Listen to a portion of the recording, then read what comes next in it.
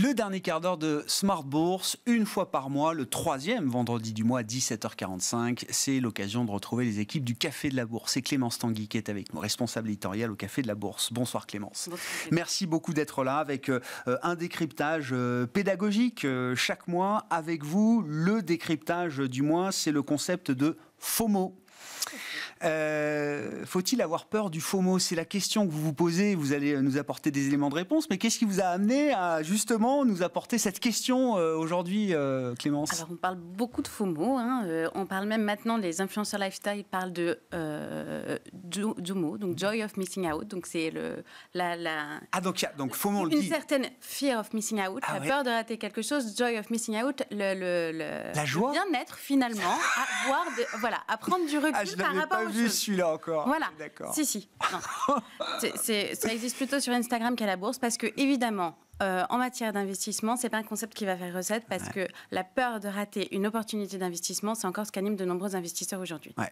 Qu'est-ce que c'est concrètement, effectivement? Donc, ce fear of missing out. Alors, le FOMO, c'est la peur de passer à côté de quelque chose, de rater le coche, de louper the next big thing. Et du coup, ça va amener à prendre des décisions totalement irréfléchies, sans analyse préalable, dans l'urgence. Donc, parfois, un mauvais placement. Oui, c'est ça. C'est pas un concept qui est... On l'a rapporté au marché financier parce que les marchés financiers fonctionnent avec des phénomènes de peur, d'avidité, etc. Mais c'est un concept qui concerne d'autres champs et d'autres domaines d'application. Sauf que, en matière d'investissement, c'est quand même quelque chose qui est assez important. Est-ce qu'il y a des actifs spécifiques qui sont plus particulièrement concernés par ce concept de la peur de manquer? Bien sûr. Alors, par exemple, les crypto-monnaies. Alors, la cryptosphère s'est construite beaucoup sur le FOMO. Alors, évidemment, c'est sûr que quand on voit qu'il y a 20 ans, un bitcoin, ça valait quelques centaines d'euros et que, aujourd'hui, ça en vaut plusieurs dizaines de milliers et que certains prédisent que ça pourrait en valoir plusieurs centaines de milliers d'euros. Forcément, on se dit qu'on a pu louper le coche ou qu'on ne va pas louper le coche et que du coup, il va falloir acheter. Et puis, évidemment, il y a aussi plein d'autres petites crypto-monnaies qui, elles, arrivent à faire des performances de x100, x200, ne serait-ce qu'en une semaine. Donc, évidemment, ça va alimenter le FOMO. Après, ce n'est pas quelque chose qui se cantonne à ce marché. Le FOMO, ça a toujours existé. Ça a toujours existé sur le marché action aussi. Et il y a souvent des espèces de vagues de FOMO comme ça qui viennent. Alors l'année dernière, c'était sur l'hydrogène, par exemple. On a eu un emballement énorme autour de l'hydrogène, autour d'introduction en bourse de petites sociétés qui se sont cotées sur ce secteur. Cette année, on a l'intelligence artificielle. Alors évidemment, tout le monde a entendu parler de ChatGPT, tout le monde a entendu parler du Bard de Google, mais voilà. Et il y a aussi plein d'autres petites valeurs qui sont plus ou moins liées d'ailleurs à l'intelligence artificielle. D'ailleurs, c'est pas toujours très clair, mais qui arrivent à avoir leur capitalisation à multiplier par 100 ou 200 sur des petites capitalisations américaines. Alors ça, évidemment, c'est encore dû au FOMO. Ouais, c'est ça, le FOMO avec les buzzwords qui vont bien. Je me souviens à un moment, il suffisait qu'une boîte mette blockchain dans son communiqué de presse et boum, ça prenait 5-10% derrière. On met intelligence artificielle. C'est bon, ça augmente. Nous travaillons avec des outils d'intelligence artificielle, etc. Est-ce qu'on peut dire que le FOMO est plus présent aujourd'hui? Parce qu'on peut même remonter à la bulle.com. Il suffisait de mettre .com ou .fr. C'est peut-être le FOMO originel, en tout cas de l'époque moderne. Mais sinon on a là-dessus. Est-ce que ça a plus, est-ce qu'il y en a plus aujourd'hui? Est-ce que ce phénomène-là est plus présent que jamais aujourd'hui dans les marchés? Ce phénomène est plus présent que jamais, ça c'est une certitude. Parce que d'abord, on a une instantanéité d'information qu'on n'avait pas du tout il y a 20 ans ou 30 ans. On a une instantanéité de l'investissement aussi, parce qu'avec les courtiers en ligne, c'est quand même autre chose que de devoir décrocher son téléphone pour appeler sa banque pour dire vous mettrez 10 actions. Donc il y a 40 ans, c'était quand même beaucoup plus difficile d'avoir un FOMO. Et puis aussi, c'est dû évidemment au développement des réseaux sociaux, au développement du trading social, au développement de ce qu'on a appelé la Retail Army, de tous ces forums sur Reddit, etc. d'investisseurs. Il y a le fameux Wall Street Bets qui vont échanger des tips, se mettre à défendre d'un seul coup un titre comme ça, en pariant dessus, juste en se disant que c'est le truc à pas louper, ils vont auto-alimenter la croissance et puis ça donne des cours qui font x100 comme GameStop. Et puis il y en a eu d'autres, il y a eu BlackBerry, il y a eu, alors on les appelle les mêmes stocks, alors ça clairement c'est quelque chose qui est alimenté par le FOMO. Ce qui est fascinant, c'est que derrière ce FOMO, certaines entreprises ont retrouvé vie, c'est-à-dire des boîtes au bord de la faillite GameStop, AMC, ont retrouvé tellement de capital à disposition grâce à ces armées de particuliers qu'elles ont pu réenvisager un avenir qu'elles n'avaient plus. Exactement. C'est ça qui est incroyable. Donc, ça Quels sont les risques quand même liés à cette peur de rater? Il y a des risques qui sont énormes, parce qu'évidemment, un FOMO, c'est un bull run énorme qui va mener vraisemblablement, il y a de fortes chances à une bulle, parce qu'à un moment, quand des actifs se jettent sur un titre juste par peur de louper une opportunité sans se baser sur les fondamentaux, ça s'appelle de la spéculation. Et quand il y a plein de gens qui spéculent sur un titre, ça mène à une bulle. Alors évidemment, il faut être sorti avant que ça éclate.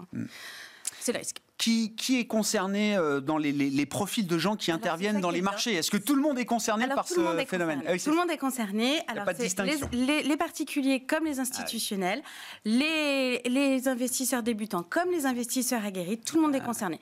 Mais enfin, ça dépend, parce que si vous êtes un investisseur, mon père de famille, qui achète 3 actions par an en disant je prends le moins risqué, là, il n'y a pas peu de chance. Mais si vous voulez faire des gains conséquents, rapides, là, vous êtes concerné. Donc, par exemple, les gérants de hedge fund, eux, ils sont concernés par le FOMO. Mais ils peuvent aussi être prescripteurs de valeurs qui vont faire l'objet d'un FOMO. Par exemple, Cathie Wood avec son ARK Invest, elle a fait exploser Bitcoin, Tesla, Shopify. Enfin, elle c'est un peu la reine du FOMO. Hein. Ouais. Voilà. La reine du FOMO. Quels sont les aspects positifs? Alors, on disait pour les entreprises. Mais oui, parce qu'on voit toujours. Alors, pour être honnête, c'est jamais manichéen. À ChatGPT de me dire s'il fallait avoir peur du FOMO. Alors pour lui, il n'y a aucun point positif. Donc faut voir donc un peu. Je comprends. Voilà. On a compris qu'il était faillible aussi. Il est très faillible. Donc mais parce qu'il y en a des points positifs. Alors d'abord, ça va vous donner l'envie d'investir et vous allez vous dire maintenant il va falloir que je m'y mette. Alors c'est pas une bonne idée si le CAC 40 est au plus haut que vous vous dites je vide mon fonds d'urgence, je mets tout, j'y vais. Non, ça c'est pas une bonne idée. Non. Mais si le CAC 40 est au plus haut et que vous vous dites non mais je peux pas passer une opportunité pareille, il faut que j'investisse en bourse et que vous prenez vos liquidités, que vous ouvrez une assurance vie ou un PEA et que vous vous dites maintenant c'est parti, tous les mois je mets 150 € sur la bourse, et ça aura servi à quelque chose. Le FOMO c'est pas forcément une mauvaise chose.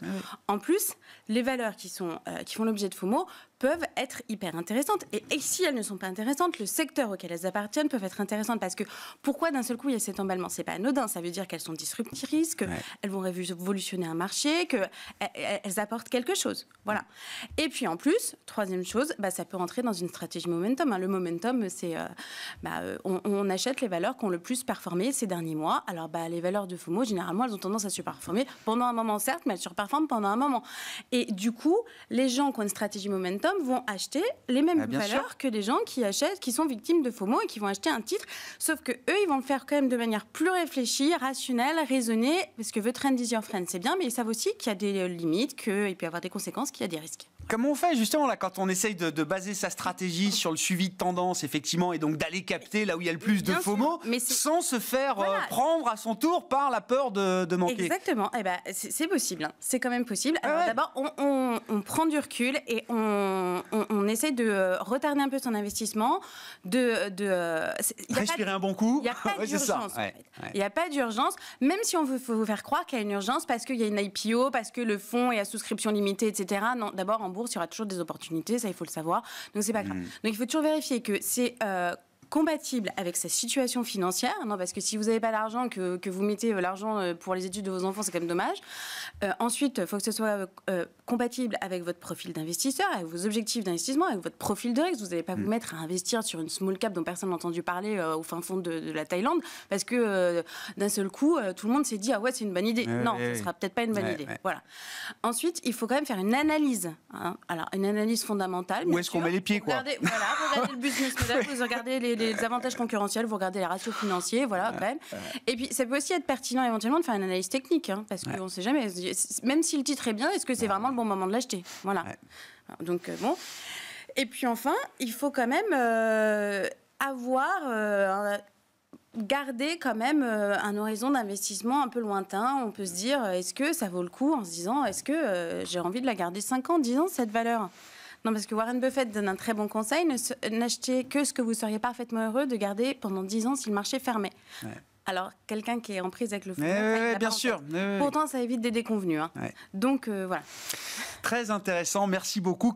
Et tout ça a beaucoup attrait à la psychologie, aux émotions. Et évidemment, c'est une dimension clé dans l'investissement qui soit actif, très actif, ou même pour un investissement de moyen long terme. contrôle, maîtrise des émotions si vous voulez vous lancer dans des stratégies FOMO. Merci beaucoup Clémence. Clémence Tanguy qui était avec nous, responsable éditoriale du Café de la Bourse, le Café de la Bourse qu'on retrouve une fois par mois, le 3e vendredi du mois à 17h45 dans le dernier quart d'heure de Smart Bourse. Voilà pour cette émission. Bon week-end, on se retrouve lundi à 12h30 pour une nouvelle émission en direct.